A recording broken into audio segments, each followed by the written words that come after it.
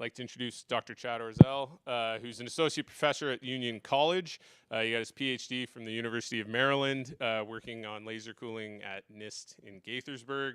And he's also the author of multiple books. How to Teach Quantum Physics to Your Dog was, I think, the first one.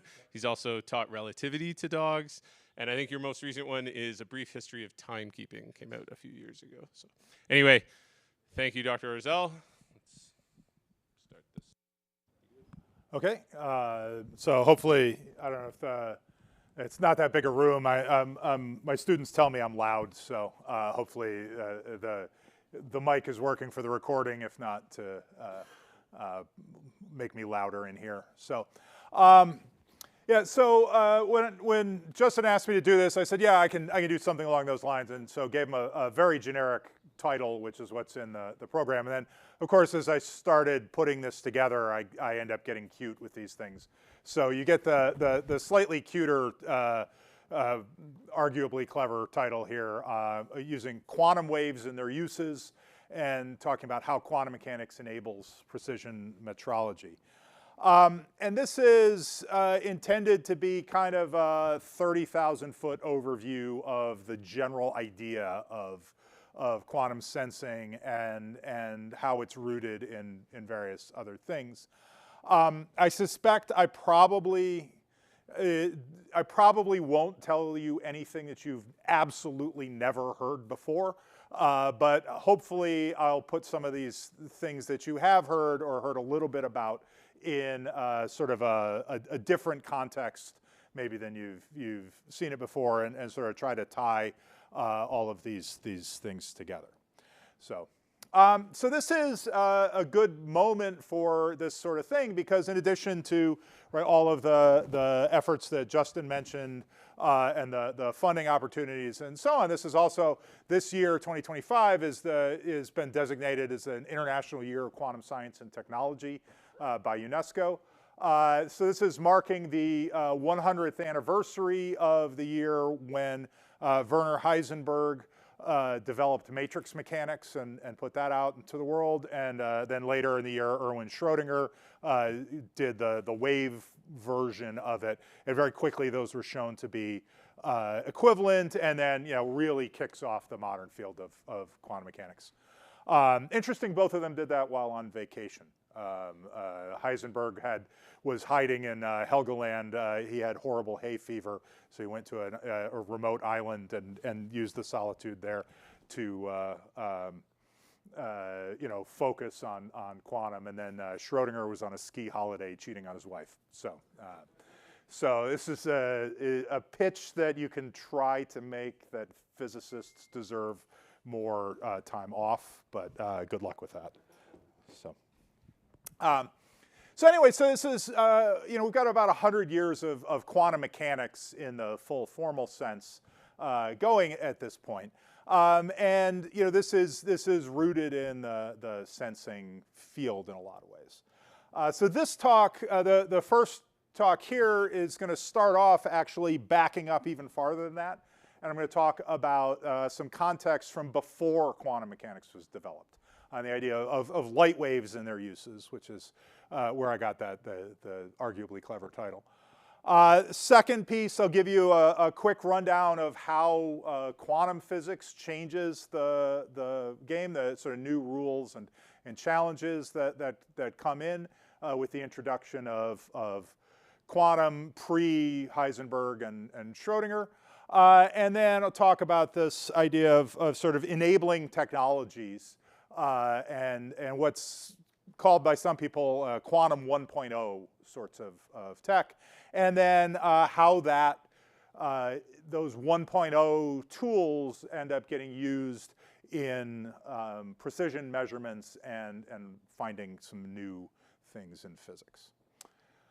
So that's the overview of the overview, and then the second part after the break, I'll talk about quantum 2.0, but that's a different set of slides.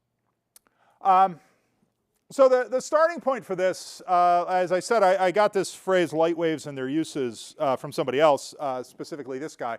This is Albert Michelson, the famous Polish-American physicist. who gave a series of lectures by this title. And you may or may not be able to read it, but it says 1903 down here. So that's when they published it. It was probably given a little earlier than that. You know, pre-quantum mechanics. All right, Michelson gave this set of lectures, and this ends up being, you'll see this quoted a lot.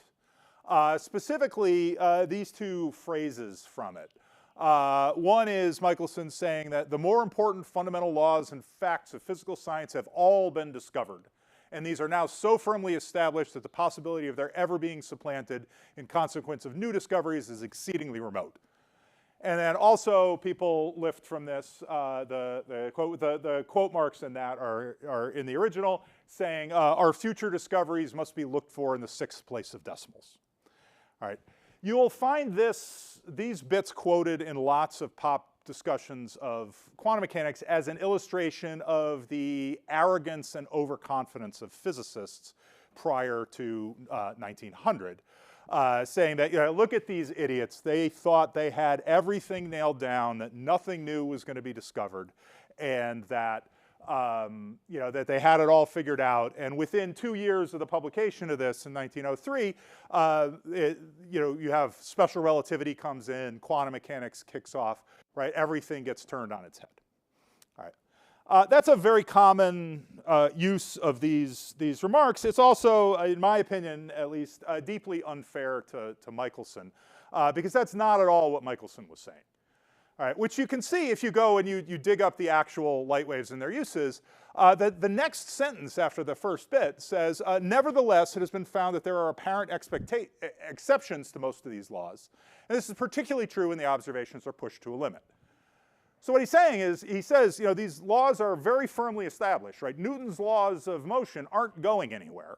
He said, however, if you push really hard on them, there are things that look weird, right? And those appear where the observations are pushed to a limit, where you get to really hard to measure things, you start to find exceptions.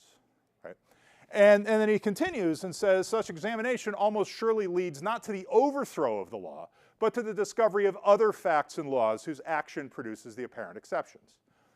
So he's saying, you know, like, look, the really coarse scale big laws are pretty well nailed down. We know Newton's laws, and nothing is going to overthrow Newton's laws completely.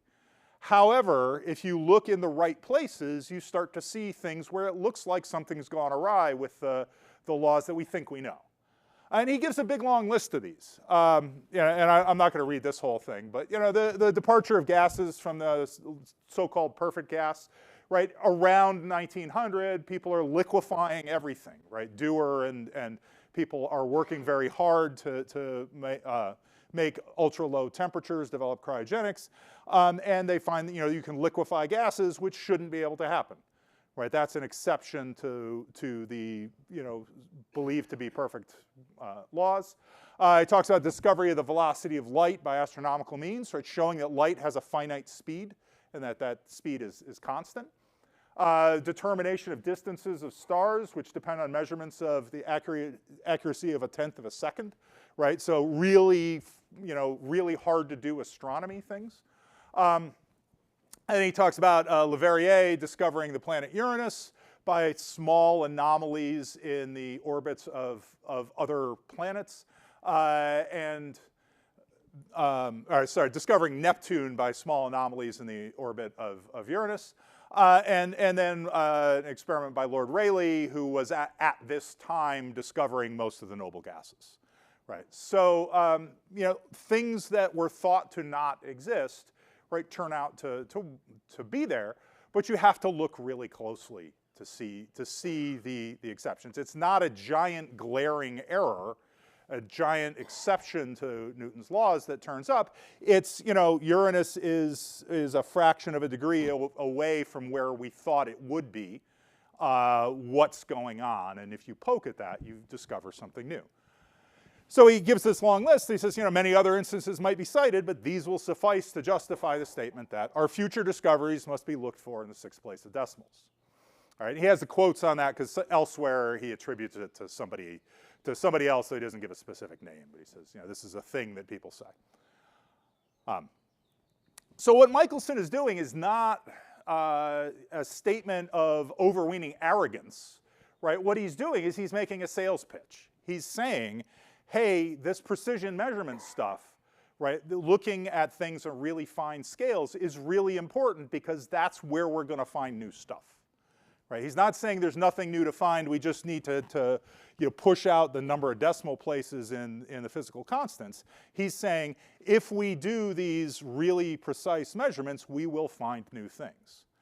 Right? And he's a really good guy to make that pitch because his most famous accomplishment is an experiment that he did with assistance of Edward Morley, looking for changes in the speed of light depending on the orientation of motion. And when they did this, right, what their famous result shows that the speed of light is constant to, a few hundred meters per second, which is in the 6th decimal place, right? So this is a guy, and he says, you're going to look for new physics, you need to look in the 6th place of decimals. He's a guy who knows what he's talking about. Right?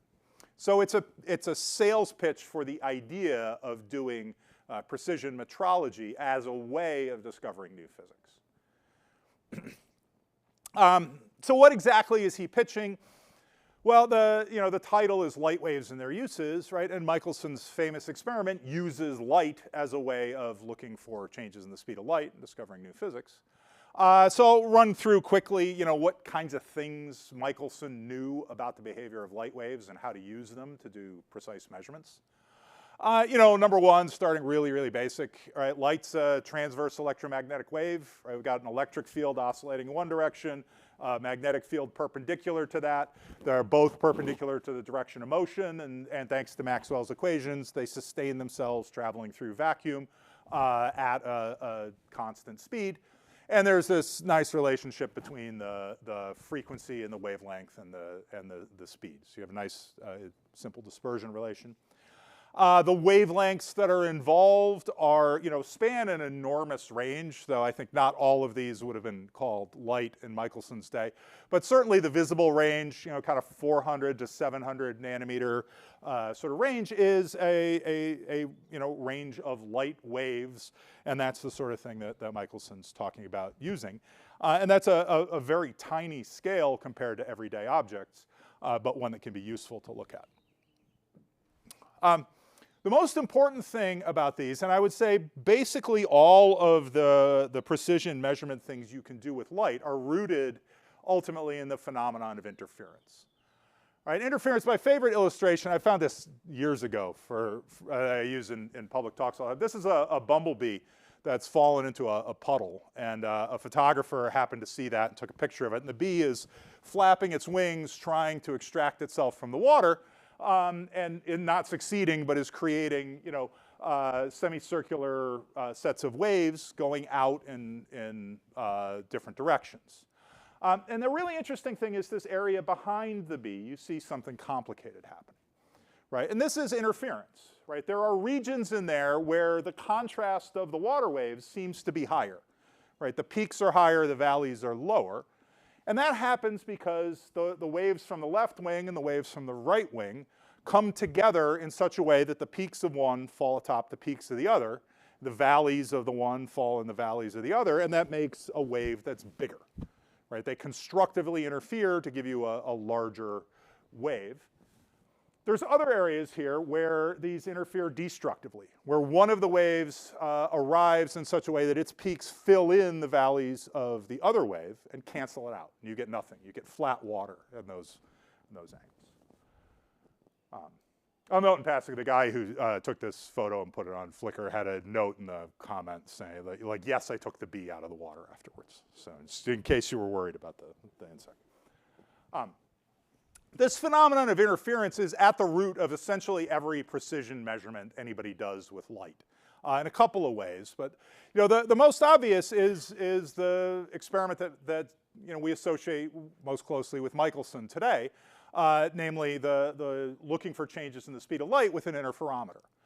So the idea is you have a light source, sends a beam of light into a partially reflecting surface that splits that light onto two perpendicular paths, right? Each path goes out to a mirror that reflects it back to where it came from, and then they're recombined by that same partially reflecting mirror and sent to a detector.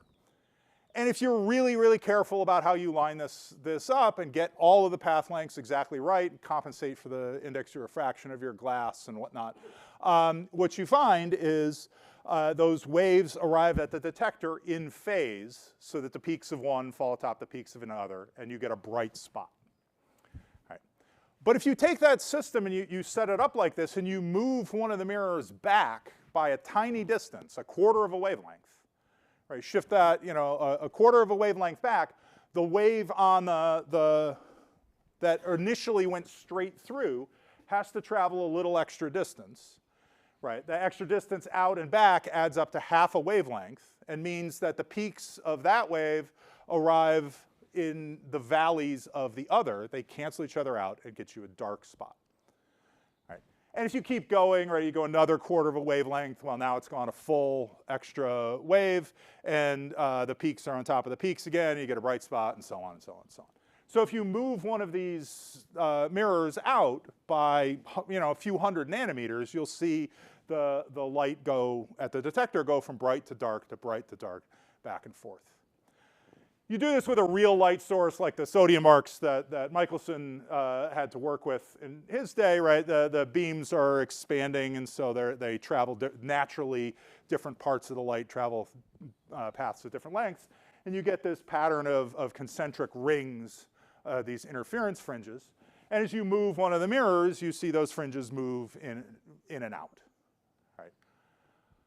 This is what they were using to look for changes in the speed of light. If you align this, and if light goes a little faster on one axis than the other, then the path on that axis could be a little bit longer and still have things in phase. And if you take the device and you rotate it 90 degrees, now you've switched which one is on the fast axis, and you should see a shift in these fringes accordingly, because now, right, one is too long and the other is too short. Michelson and Morley built one of these on a giant slab of granite, which they floated in a vat of mercury because OSHA didn't exist in 1887. And then they could rotate this very smoothly and repeated the experiment over at different times of year and all different conditions. And what they saw is those fringes never really moved. Right? There's no significant change in the fringe pattern, which indicates that there's no difference in the speed of light along any of the directions. Right? And this posed a major problem for theories that posited that light's moving in some sort of preferred universal reference frame, and thinking about that leads directly to the theory of relativity. So this is one of the most obvious ways of using interference to do precision measurement. The other, even more basic in some sense way of doing this is that you can make precision measurements of wavelengths using this phenomenon interference. Right? And this starts with the classic Young double slit experiment. You have a beam of light come into a barrier with two slits in it, right? Right in the center between the two slits, each of the waves has to travel the same distance to get there. They should arrive in phase. You should get a bright spot. You move out a little bit to either side. One of the two waves has to travel some extra distance, half a wavelength extra distance. The peaks of that wave fall in the valleys of the other. You get a dark spot. Go a little farther. Right now the extra distance goes up to a full wavelength. The waves are arriving in phase again, and you get a bright spot, and so on. You shine light through a pair of slits. You get this pattern of bright and dark spots. That's characteristic of wave behavior. If you do this with not two slits, but a bazillion, right, you make a diffraction grating with lots of really fine lines in it and pass the light through that, you see the same thing. You see bright and dark spots, but the bright spots get narrower and the dark spots between them get wider. Right? So if you send in two wavelengths of light, right, so this figure I lifted from hyperphysics talks about equal mix of red and blue. The red and the blue separate, and they show up at different positions. Where they show up on the screen on the far side is determined by the angle away from straight through the grating that they are, and that's determined entirely by the wavelength of the light. So you make a nice diffraction grating with really fine rulings in it. You send light through it. You spread the light out into its component colors, and exactly what angle you find a particular color at depends on the spacing of the lines in your grating, and the wavelength of the light gives you a way to measure the wavelength very precisely. This is known from the early 1800s. It's a very standard tool by Michelson's day. This is how he knows the wavelength of the sodium arcs that they're using to do the Michelson-Morley experiment. You can also make precision measurements using interference in another way, in a temporal sense. Right? So if I take two waves that have slightly different frequencies and I add them together, right, if I start them out together so they're each at a peak at the same time, right, they initially oscillate in phase, and then over time, right, one of them's oscillating slower than the other. Eventually they get out of sync and will cancel each other out, and then they'll come back into sync again and out and in and out. You look at the pattern that you get, what you see is a fast oscillation at the average of the input frequencies, and then a slow modulation, a beat note, at the difference of the input frequencies, right? This is most familiar from in an audio context. If you're talking about, if you're like trying to tune instruments before a band concert, right? You have two people play the same note, and if they're not quite right, you hear kind of a ringing sound to that, and then you adjust one of them to make that note, that ringing frequency get lower, which indicates that you've gotten them closer to being exactly the same pitch. This allows you to take two beams of light that have slightly different frequencies. Now, frequencies have to be really, really close together. But if the frequencies are close enough together, you'll see a blinking that depends on the difference in frequencies between them. And that gives you another way to measure very small frequency differences very precisely. So lots of things you can do using interference. What kind of uses can this be put to? You can do things like X-ray diffraction. This actually probably postdates Michelson a little bit, but he would have nodded along at any explanation of how this works. Right? You bounce X-rays off a regular crystal structure. That structure will act like a diffraction grating. There will be angles at which you get constructive interference and bright spots. There'll be other angles at which you get destructive interference and dark spots from the X-rays reflecting off different planes of atoms in the crystal. And we use this all the time to deduce the structure of microscopic things. This is in imitation of the famous photo 51 of determining that DNA has a double helical structure. Right, you see this kind of X pattern of bright spots in the X-ray diffraction off crystals of DNA, and this allows you to, from various features of this, you can work out what's the size of the molecule, what's the structure of the molecule, and so on. You can, the project Michelson turned to after doing the Michelson-Morley experiment was stellar interferometry.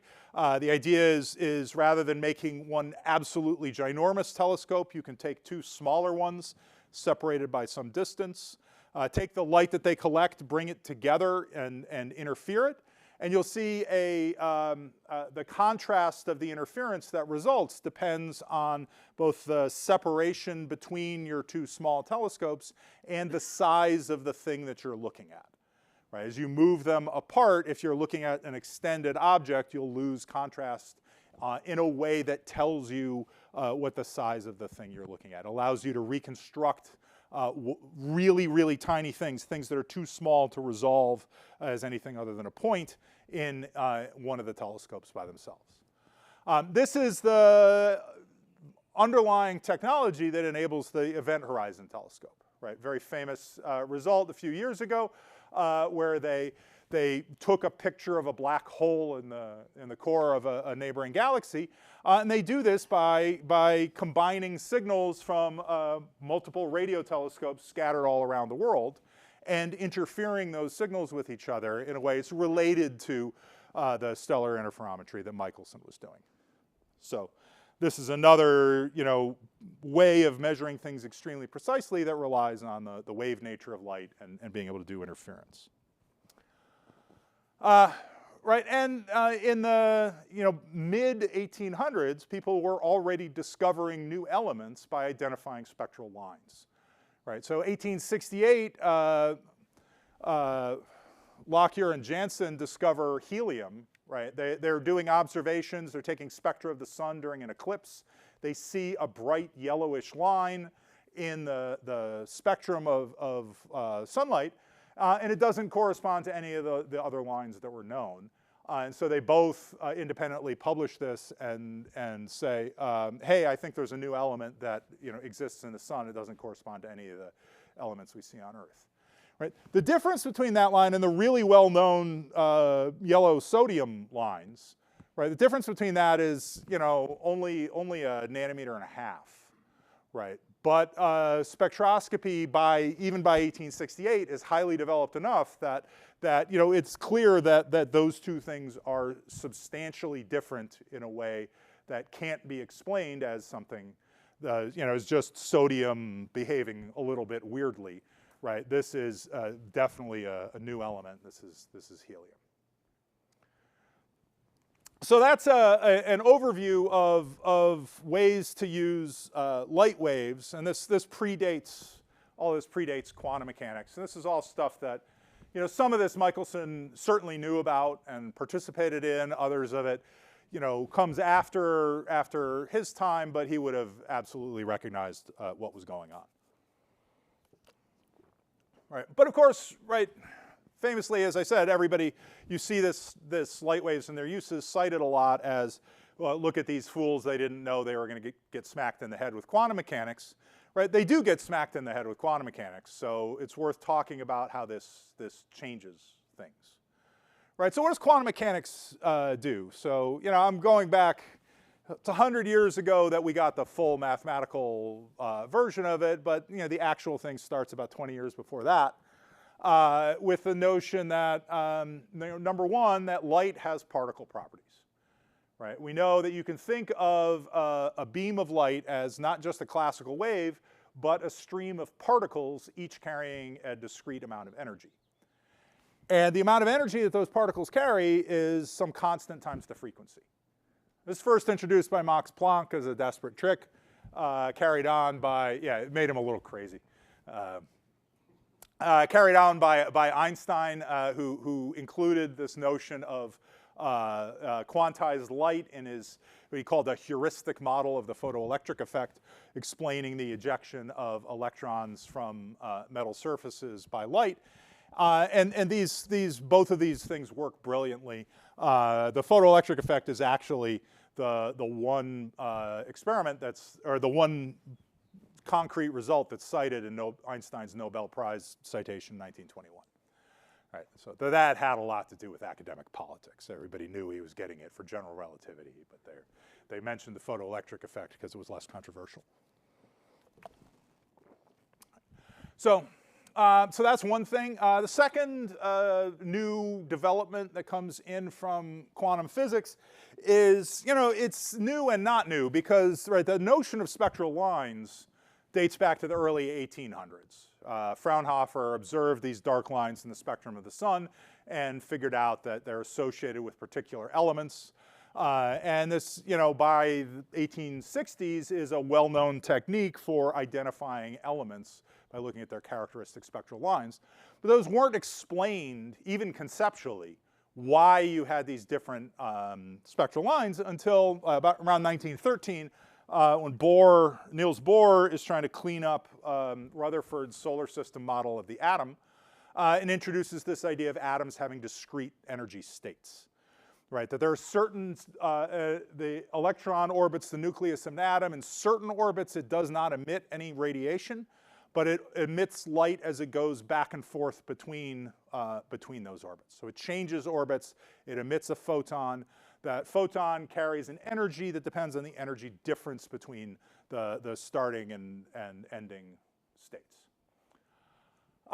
This gets you a conceptual explanation of why there are spectral lines in the first place, kicks off a whole 10-year period of people scrambling around trying to figure out how to calculate the wavelengths of these. Works really well for some things, less well for others, and then once the full quantum theory gets rolled out in the mid-1920s, starts to work really extremely well.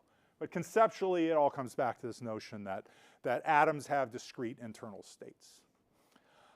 This is also interesting because it recasts the notion of what's going on when you're doing spectroscopy. If you're looking at the light absorbed and emitted by atoms, what you're doing is you are probing the internal structure.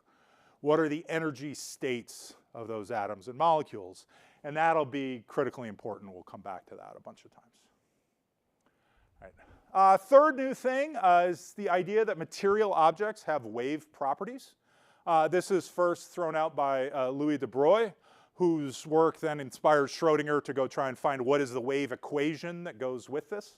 But the starting point is de Broglie's suggestion that, for example, an electron should have a wavelength that is Planck's constant divided by its momentum.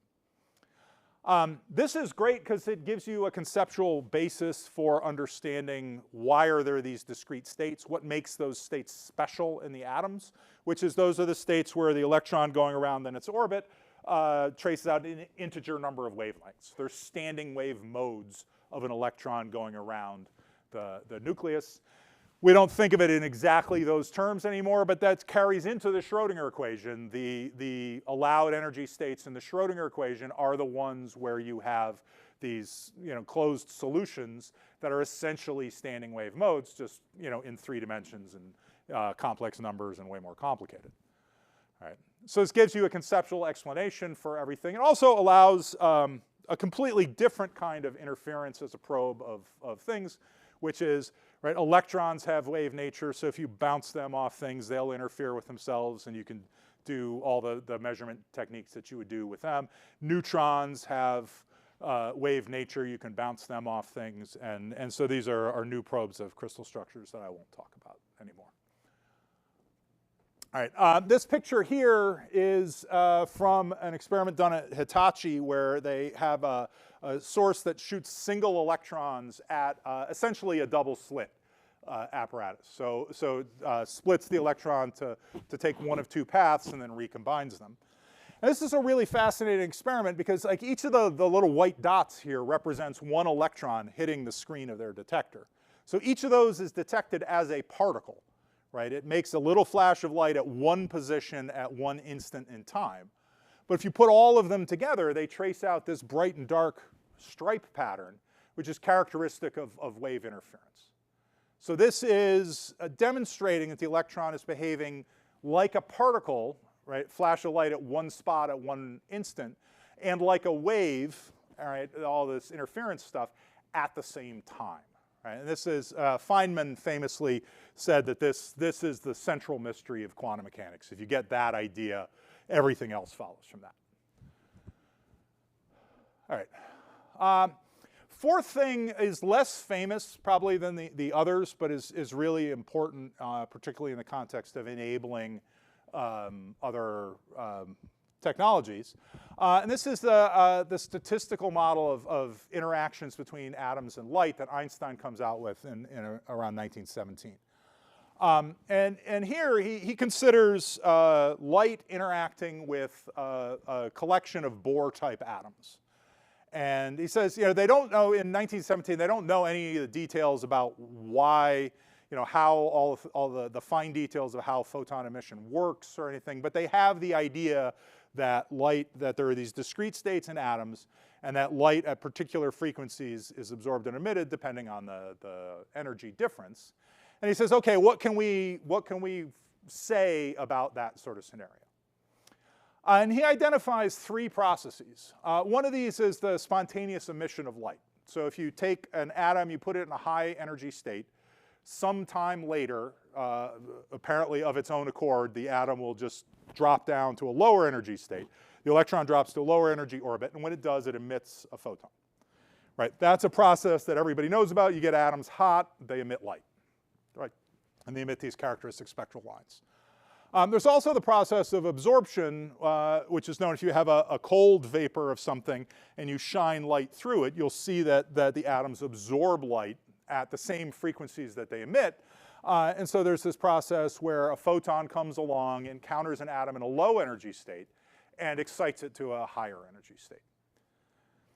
The really dramatic contribution that Einstein makes is he points out that just logically, if you can excite an atom from a low state to a high state by interaction with light, you should be able to de-excite an atom by interaction with light. So you have an atom in a high energy state, a photon comes along, interacts with that atom, causes it to drop to the low energy state, and in the process it emits a second photon that's identical to the first one. Right? And this is called stimulated emission. The photon that comes out is this exact same wavelength, same phase, moving in the same direction as the one that came in. So this is stimulated emission. Was not a thing people thought of before Einstein, but it's critical to making all the models hang together. And then just using these three processes, Einstein's able to show that this allows you to have a gas of atoms come to equilibrium with a black body spectrum of light at a particular temperature, or that if you start with atoms at a particular temperature, the light that they emit will end up looking like a black body, and rederives the Planck function for the black body spectrum a couple of different ways from this, and shows that everything works out. So it's a really powerful trick, entirely statistical reasoning. He knows nothing about the details of how spontaneous emission works, how stimulated emission works. None of that's been worked out because the full quantum theory doesn't exist yet. But he just says, look, these are the things that can be there. They each have some probability. If you take that and think about the consequences, you learn a lot. And these are really important. So those are the new phenomena that get introduced with the introduction of quantum ideas. Also, along with this, Einstein points out in the same paper that this light has to carry momentum, and that momentum has to be transferred to the atoms. So if you have a bunch of atoms that are just kind of at rest and you illuminate them with light that has a particular temperature, eventually, over time, this transfer of momentum from light to atoms leads to the atoms taking on the temperature. The atoms and the light come into equilibrium with one another. And that's an important result as well. So those are new phenomena that come up with the introduction of quantum ideas. Of course, this is not without a cost. Right? There are a number of challenges that are posed at the same time.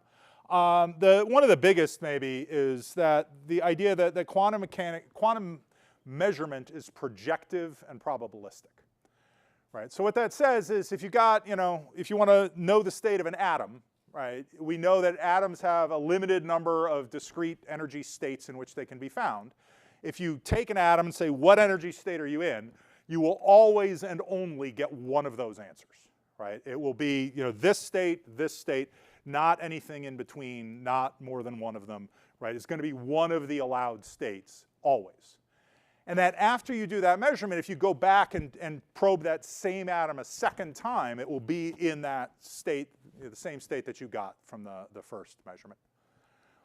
However, all you can predict from the theory is the probability of finding one of those eigenstates and the corresponding eigenvalues. Right? Which means that prior to the measurement happening, like as a matter of mathematics, right, the system is in a superposition of multiple eigenstates at the same time. You're in two or more of the allowed states, right, with different probabilities until the moment that the measurement is made. This is the basis of the famous, infamous Schrodinger cat thought experiment. Right? You have a device that's triggered by the decay of a single atom of a radioactive isotope, has a 50% chance of going off. If it goes off, it kills the cat. You seal the cat and the device up inside a box and wait long enough that there's a 50% chance that the atom is decayed. And you ask, what's the state of the cat before you open the box? the conclusion, it has to be that the cat is both alive and dead at the same time, even though that seems completely ridiculous. This is a very famous thought experiment. This notion was troubling to classically trained physicists, and basically led to decades of people yelling at each other about philosophy. But this notion that quantum mechanics is probabilistic and that quantum measurement is projective is really important and central to the theory and kind of troubling. Second thing, it's a challenge if you're thinking about this stuff in the context of measurements, is that these states are indeterminate, right? And this is Werner Heisenberg's famous uncertainty principle, right? That you have some uncertainty in the position of a particle and some uncertainty in its momentum, and the product of those two uncertainties must be greater than some minimum value. This seems weird, right? Why would this be the case? But this comes back to this dual particle wave nature, right? I want a particle that has a well-defined momentum. That momentum is associated with the wavelength of that particle. But a particle with a perfectly well-defined single wavelength, right, is nowhere, right? The wave is spread out over all of space. You can't localize that. If you want to try to localize that, you can do essentially, you take two waves with slightly different wavelengths, add them together, you get this beat note thing. You square the wave function to get the probability distribution. You see there's regions where the particle is definitely not, right? And then there's regions where you've got wavy stuff happening. And so say, well, now I've localized my particle and it has a wavelength. And I can localize it more and more, but to do that, I have to add together more and more different wavelengths. So this is the sum of just one wavelength, 2, 3, and then 5 at the top. You see that the regions where there's wavy stuff happening get narrower, and the spaces between them get flatter, indicating you can make this more localized, but at the cost of adding more wavelengths, right? Localizing them reduces the uncertainty in the position where the particle is, but adding more wavelengths increases the number of momenta that you might possibly find if you ask, what's your momentum, which increases the uncertainty in the momentum. I make one of these better, I make the other one worse. The product of the two is greater than or equal to some minimum value. This is the idea if you're in the business of trying to measure things, right? This obviously seems like a problem, right? Saying that everything is necessarily uncertain, all right? And this indeterminacy is a fundamental fact of this dual particle and wave nature of things, and has to be accounted for. The book cover up in the upper right, that's Uncertainty by David Lindley. It's a nice history about that, the period and the people involved in this argument. Third challenging thing that happens with quantum physics is the famous EPR paper in 1935. Albert Einstein, Boris Podolsky, and Nathan Rosen. These photos are not taken contemporaneously. Podolsky and Rosen were young when they did this work.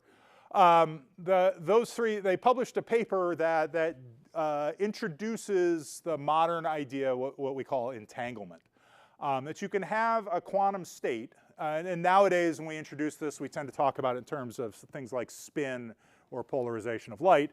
So you can have two spins that could be either up or down, and you can make a state where neither of them is definitively up or definitively down, but whatever the result of the measurement is, the outcomes will be correlated. So if A is up, B is also up. If A is down, B is also down, and that's guaranteed to be the case. Right? So they're indeterminate. You've got a 50% chance of finding A to be up, a 50% chance of finding A to be down. But after you make that measurement, you measure A, you know the outcome of the state of B.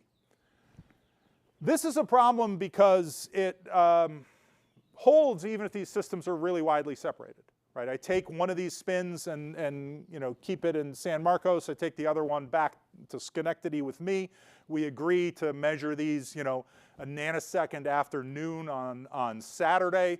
We do that, and we'll find that those results are correlated, even though there's no possible way that a signal could have traveled from one measurement location to the other measurement location in time to influence those results. That loss of locality is a really troubling thing, and again, decades of people yelling at each other about philosophy as a result. So this is another problem that comes up with the introduction of quantum physics that complicates everything that you have to think about. So, where are we doing? Oh, okay.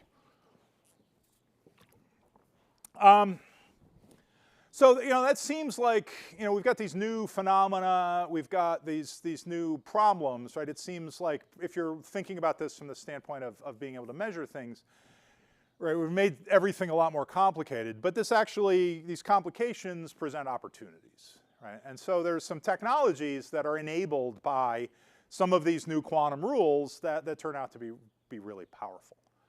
And it's sort of combinations of these rules and challenges, right? And so if you look at this, you might think, this is a disaster if you're trying to do metrology. This is telling you that everything is always uncertain, right? We should just hang it up and go home and forget about trying to measure anything.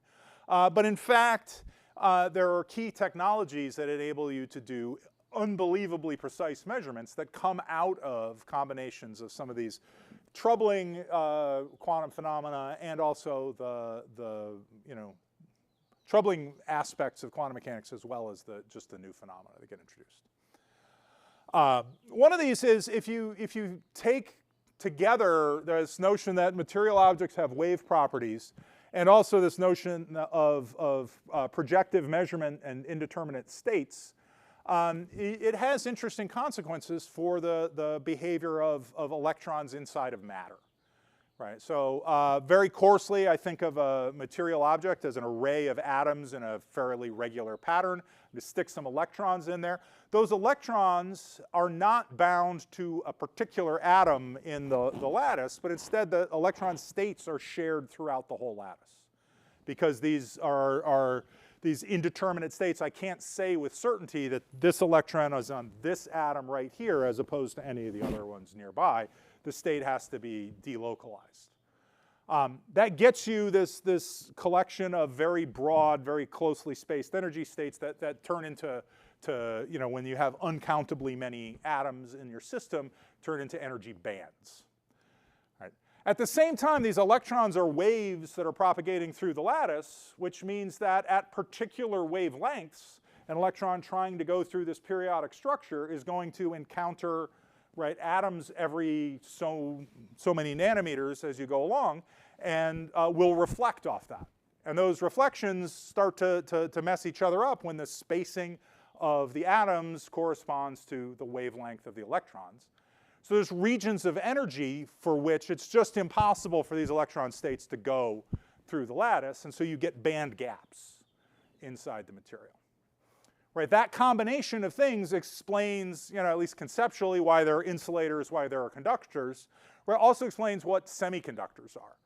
Right, semiconductors, sort of conduct a little bit under the right conditions. Once you understand the basis of this, you can manipulate that by doping them with different amounts of material. You can increase or decrease the conductivity of a particular semiconductor material by changing its composition by fractions of a percent.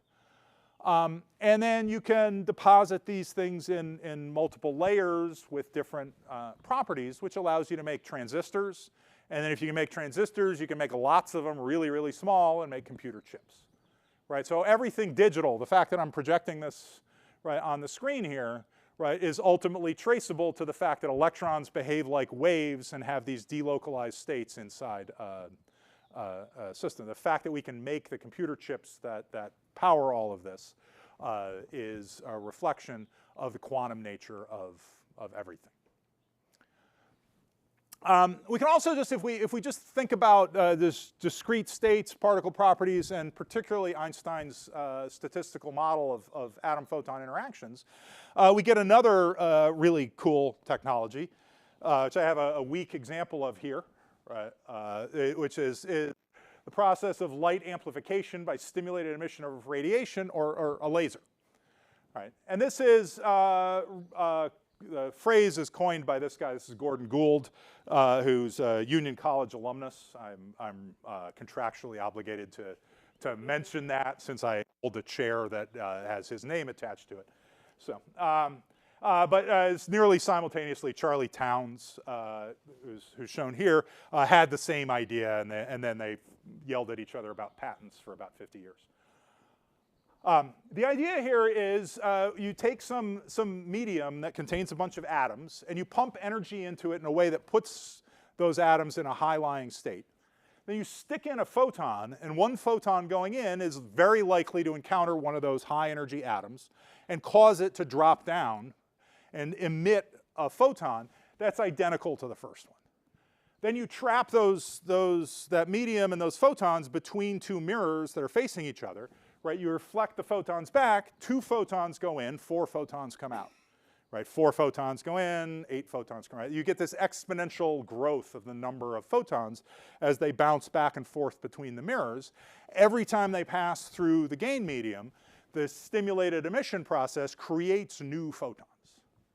Right, and then inevitably some of these photons leak out because we, either can make one of the mirrors slightly bad deliberately, or just naturally you can't make a perfect mirror.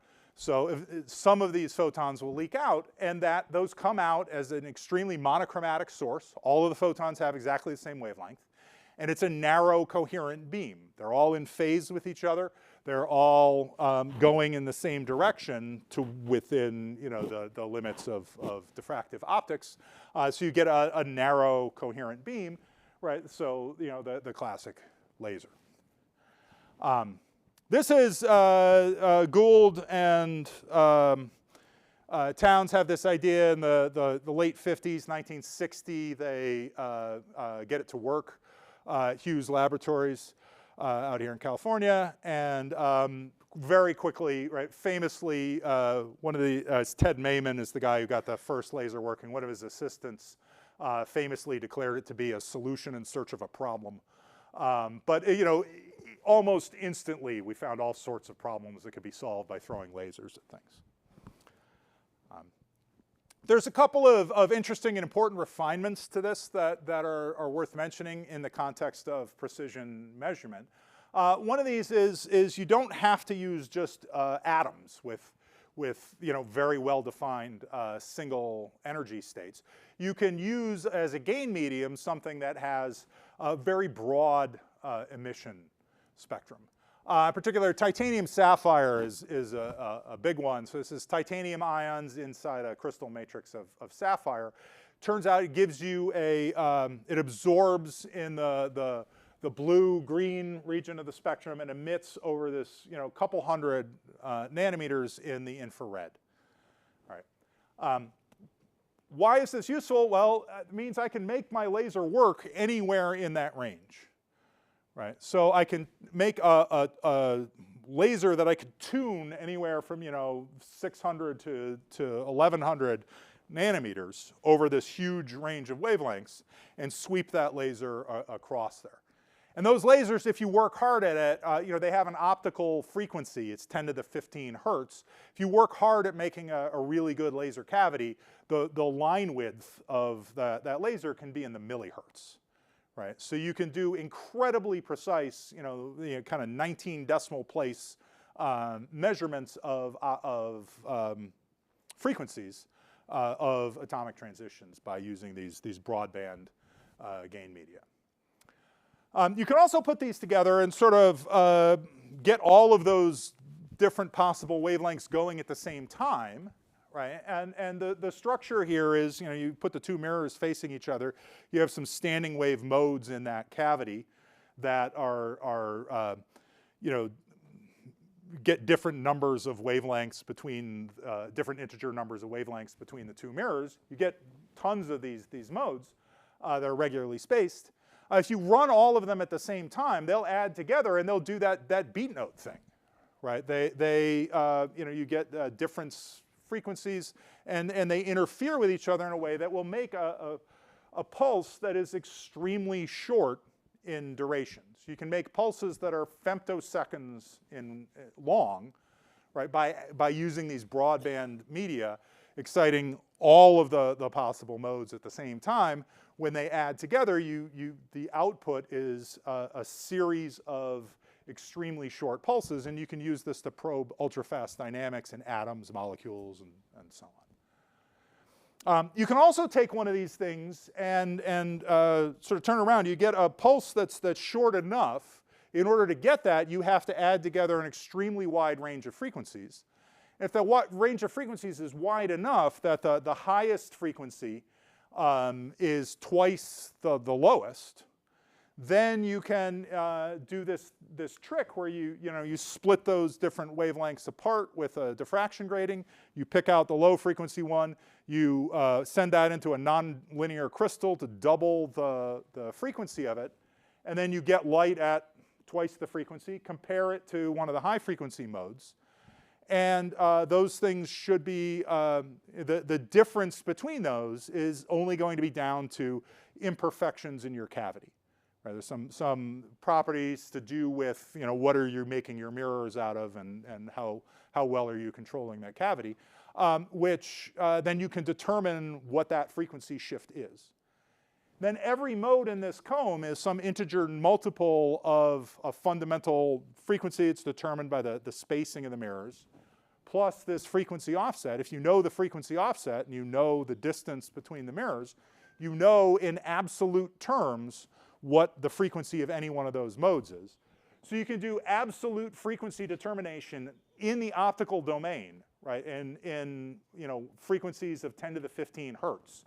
Right, visible infrared light. And this allows you to do ultra-precise comparison of laser frequencies across that whole range. Right? So if I have a laser at some frequency, I can compare it to one of the modes in this frequency comb and say, okay, it's different by so many hertz from that one, which means I know the frequency of my laser to my unknown laser to however many decimal places I know the frequencies of the comb. So this is an unbelievably useful tool for precision metrology. It allows you to compare wavelengths, to calculate absolute wavelengths and frequencies of light sources over an enormous range of frequencies and compare them. The last of the laser refinements that I'll mention is that these can be used to exert forces on atoms. So as I said, when Einstein introduced the notion of stimulated emission, he also pointed out that these photons carry momentum. You can transfer that back and forth. This is demonstrated. This picture at the top is a shadow image of a cloud of atoms that have been illuminated with a laser such that some fraction of the atoms absorbed exactly one photon from the laser. When they get that absorb that photon from the laser, they absorb the momentum from that photon. So they get a kick and they start moving in the direction the laser was headed. And then sometime later, they don't stay in that higher energy state for very long. They emit a photon in a random direction. And when they emit a photon in a random direction, they get an extra kick in the opposite direction that they sent out the photon. And so they spread out into this sort of diamond ring pattern. So that dark blob is the initial cloud of atoms. The band of the wedding ring there is the atoms that absorbed one photon and then emitted a photon in a random direction there. So it shows beautifully that the existence of these light forces. You can combine that with the Doppler effect and make velocity selective forces, which you can use to slow down atoms that are moving. Right? You tune your frequency of your laser in the correct way, so it's a little bit too low for the atoms to absorb.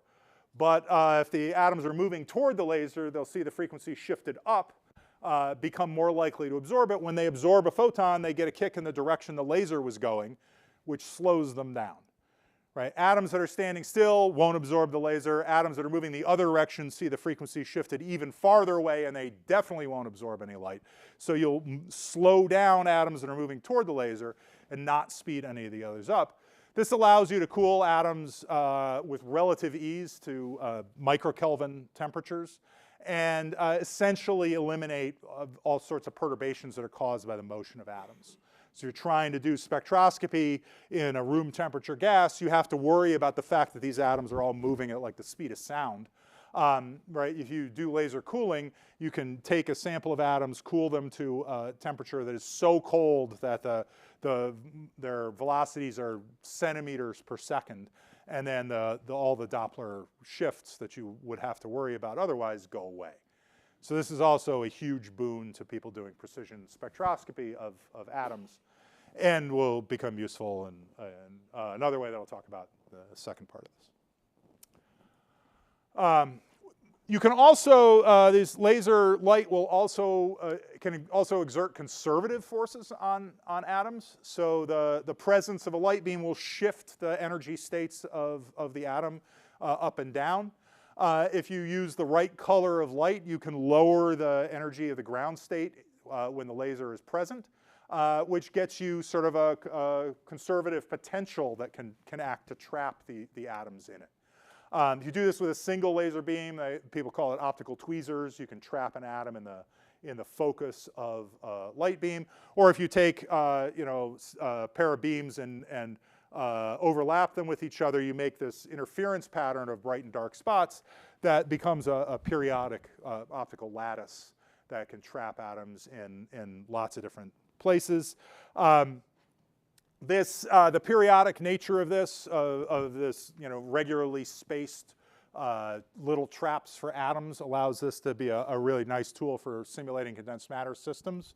The individual wells also confine the atoms really tightly, which turns out to be really useful for if you're trying to do frequency standards. You're trying to do spectroscopy, you want the atoms to stay in one place for a really long time so you can interrogate them.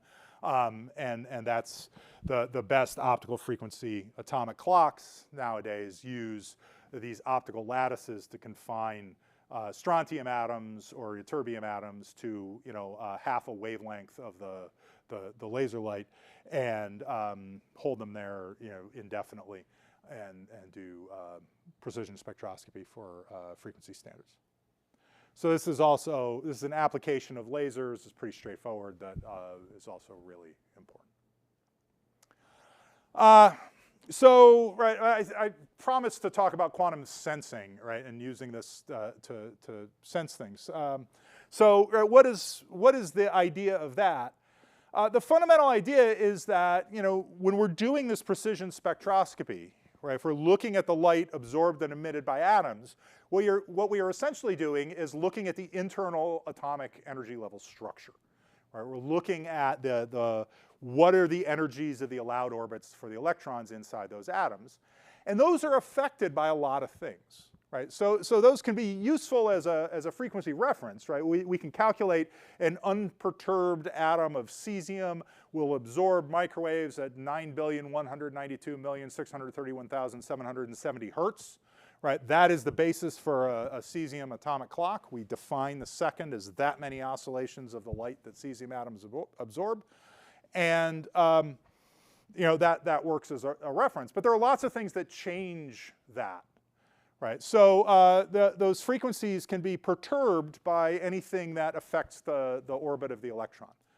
One of the most obvious and known from basically Albert Michelson's day is magnetic fields. Right? If you look at the light emitted by sodium atoms, you see with no magnetic field, you see two closely spaced but easily resolvable lines. There's two slightly different frequencies that they absorb and emit. If you apply a magnetic field, those lines split. Right? So one of these divides into 4, and the other divides into, what is that, 6 different lines. Right? The things that look like single lines, if you apply a magnetic field, become multiple, even more closely spaced lines. And the spacing of those things depends on the strength of the magnetic field that you apply. So these atoms can act as sensors of magnetic fields. Right? If I am doing precise spectroscopy of the energy states of a particular atom, right, and that atom is subject to a magnetic field, those energy states are going to shift. The light that's absorbed and emitted is going to shift correspondingly, and we can deduce what is the strength of the magnetic field. And that, in a nutshell, is the idea of quantum sensing, right? You have things that we're interested in, right? Phenomena out in the world that we're interested in will change the energy level structure of atoms very slightly. And by looking at that energy level structure, we can learn something about that, that thing that's perturbing them, right? And that sort of business can and has in the past lead to the discovery of new physics, right? So the historical precedent here, this slightly peeved-looking guy this is Willis Lamb, who with his student Robert Rutherford in 1947 did precise microwave spectroscopy of hydrogen and showed that there are two states that were supposed to be degenerate. They're supposed to have exactly the same energy according to quantum theory. They actually have a very small energy difference between them, which shouldn't have existed. This is introduced, is measured in 1947. It's discussed at the famous Shelter Island Conference, kickstarts all of the brightest minds in theoretical physics go at this problem. And by the next year, they've worked out the cause of this is effects from quantum electrodynamics that had not previously been considered. In the Feynman diagram language, you can think of these things as electrons scattering off interacting with the nucleus by passing a photon between the electron and the nucleus. But before it does, it emits and then reabsorbs a virtual photon, which is this very odd process. Or the photon that's passing between the electron and the nucleus spontaneously turns into an electron-positron pair that then re-annihilate and are turned back into a photon that gets absorbed. Those things very slightly shift the energy of the interaction between the electron and the nucleus of the atom. And those exotic effects cause a tiny shift in the energy levels of the atom. How big a shift? The difference is 4 times 10 to the minus 6 eV. It's in the 6th decimal place, right? So going back to Michelson, right? We want new physics. We got to look in the 6th decimal place to find it. There's a whole bunch of modern searches underway looking for these sorts of shifts, tiny perturbations in the energy levels of atoms and molecules caused by forces that are not things that are captured by the standard model of particle physics. So this is the notion of quantum sensing comes down to there's lots of things that perturb these energy levels of atoms and molecules, and by looking for them we can sometimes find really exotic stuff. Right. A couple of last things to close with. I'd say an important illustration of this, though it's not quite used in these quantum 1.0 things, but it's worth thinking about the power of this by thinking about these quantum sensing in terms of this information language. Right. Thinking of these atoms as qubits, as quantum bits, which basically amounts to taking 2 states of the atom and designating one of them as 0 and the other one as 1, and saying, well, we can do binary logic if I've got 0s and 1s, and think about that. But the whole basis of quantum information is that you get a richer set of states with quantum bits than you would with classical bits. So a classical bit, right, it's either 0 or 1, definitely, right, one or the other. With a quantum state, you can have a superposition of 0 and 1 up until the time that you measure it, right? So I can have my state can be some, alpha times 0 plus beta. It should be a 1. This is what happens when I cut and paste things, right? Some superposition of 0 and 1, subject to the constraint that these coefficients alpha and beta, if you square them, they have to add up to 1. Well, I see, thing 1 squared plus thing 2 squared is equal to 1, right? I've taught enough intro physics in my life that I automatically say, well, one of those is a cosine, the other one's a sine, right? I can express that in terms of an angle, and then I only need to know one number, right? I can say, my state is some cosine theta times state 0 and sine theta times state 1, right? And that gives me a richer range of possibilities than just 0 or 1. But it's even more than that, because right, each of these things are electron waves going around the nucleus, right? These waves can have a phase relative to one another, right? So I can have, you know, cosine theta worth of state 0 and sine theta worth of state 1, but I can also have a phase difference between those waves, right? And that phase difference I can write as, you know, some e to the I phi multiplying one of the two.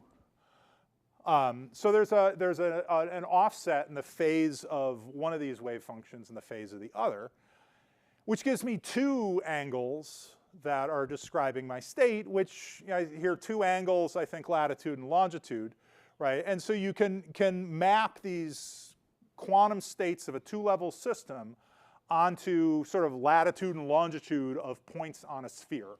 This is referred to as a Bloch sphere, right? And say that any quantum state of this 2-level system is a vector that points somewhere on the surface of this sphere, which I can parameterize by these 2 numbers. But that covers sort of an enormous number of states, way more than just 0 and just 1, right? So I think of this as, you know, one of the poles is 0, the other pole is 1, and then all of these superposition states of various phases exist on the rest of the surface of the sphere, which hopefully, you know, everybody will agree is a richer system than 0 or 1, and, you know, full stop. So there's a lot of possibilities here that can be tapped into. To wrap up, because I'm running close to time.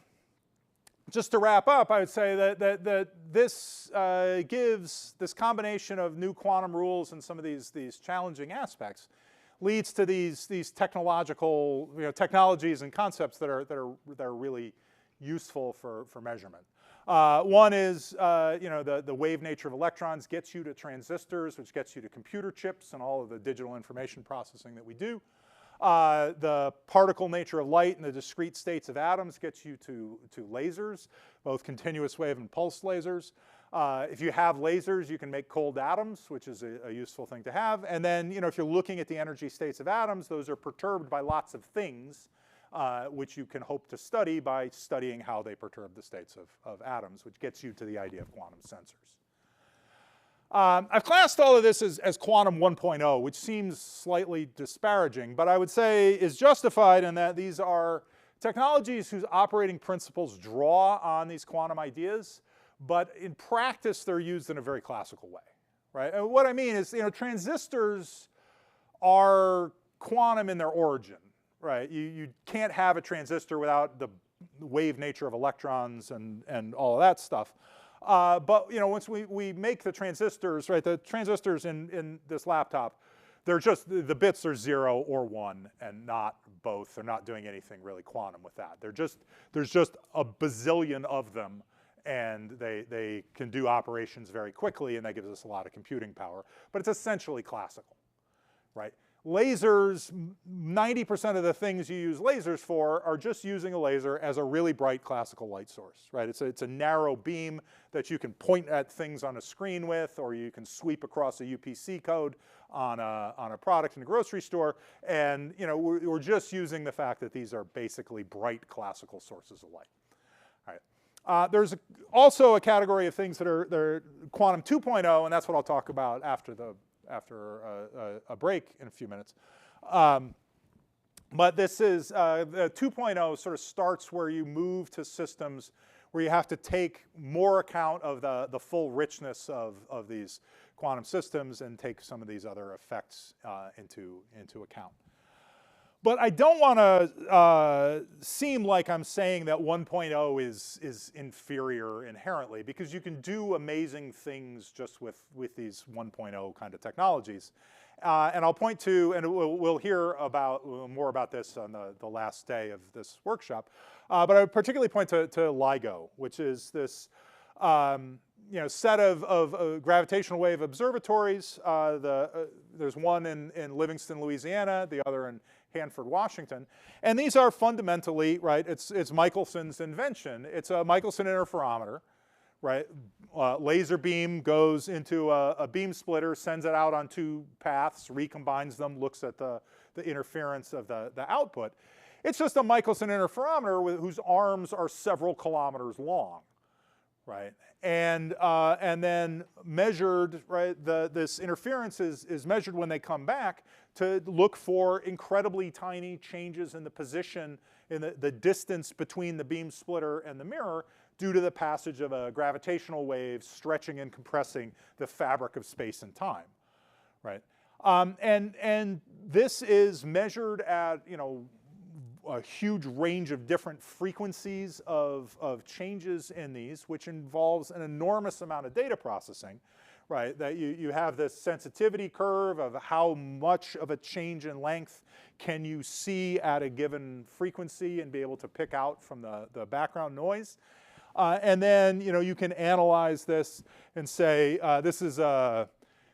these are color maps of, you know, the brighter colors indicate more intensity at vertically a particular frequency of these mirrors shaking back and forth. And you can pick out these signals that start at one frequency and shift in a systematic way that reflect these gravitational waves of black holes colliding with each other millions of light years away. All right, and this works brilliantly, right? This is, this picture up here I grabbed off the LIGO website is from the third observing run that they did. It shows dozens of black holes, you know, collisions between a black hole and a black hole, or a black hole and a neutron star, collision between two neutron stars that created gravitational waves that we detected with LIGO. They're in their fourth observing run now. Just earlier this year, this is March 20th, 2025, they announced the 200th candidate detection just within that fourth run, right? So there's hundreds of these things being picked up using just, right, the classical behavior of light waves in a Michelson interferometer and the incredible amount of data processing you can do with transistors as classical bits for computation. So that's where I wanted to stop. So bringing it back around, you know, so Michelson, you know, vindicated both as to the notion of, you know, he's not actually saying that physics was over. He was smarter than that, and then also his invention ends up, you know, making these amazing discoveries about the universe that we live in. So, you know, there's a summary of what I've been saying, and I will stop there, and I'm happy to take questions and then coffee and drinks. So.